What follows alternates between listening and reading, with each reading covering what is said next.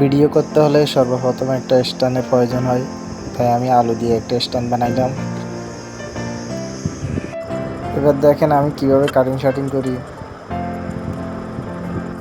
আর আমার ভিডিওটা আপনি যেভাবে দেখে শিখতেছেন এভাবে অন্যকে শেয়ার করে দিবেন যেন সে শিখতে পারে। বেঁচে থাকতে হলে খানা অবশ্যই খেতে হবে, আর খেতে হলে আপনাকে কাটিং শাটিং করে রান্না করে খেতে হবে। কাটিং শাটিং করতে যে কষ্ট, রান্না করতে যে কষ্ট, একমাত্র আমার মতো যারা ব্যাচেলর তারাই বুঝবে আমাদের এই কষ্টটা। আর যাদের বউ আছে তারা এই কষ্ট বুঝবে না, কারণ বউ সবসময় তাকে রান্না করে খাওয়ায়। আমি তাদেরকে বলতে চাই কখনো বউকে কষ্ট দিবেন না, কারণ বউ আপনাকে সুখে রাখবার জন্য আপনাকে কখনো কষ্ট দেয় না। একদিন বউ যখন বাপের বাড়ি যাবে সেদিন আপনি রান্না করে খাইয়েন, দেখবেন বউ কি কষ্ট করে।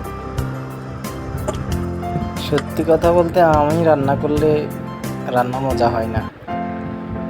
এতদিন আশেপাশের বন্ধু বান্ধব আত্মীয় স্বজন সবাই ভাগ করে খাওয়াইছে, তাদেরকে অসংখ্য ধন্যবাদ। এখন আমি একা, আমি চাপে পড়ে না খাই কদিন থাকতে পারবো। দোকানে চা পরোটা বুট মুড়ি এগুলো খেলে কয়েকদিন থাকতে পারবো, 2 দিন থাকতে পারবো। ভাত তো আমাকে অবশ্যই খেতে হবে। আর ঘরে ফাঁক করে খেলে ভাত একটু বেশি করে খাওয়া যায়। আর আমার রান্নার স্বাদটা কেমন হতে পারে? পোড়া গন্ধ, হলুদ বেশি, মরিচ বেশি, লবণ বেশি, নাকি লবণ কম?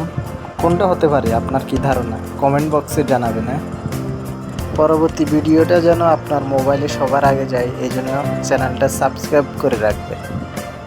ধন্যবাদ।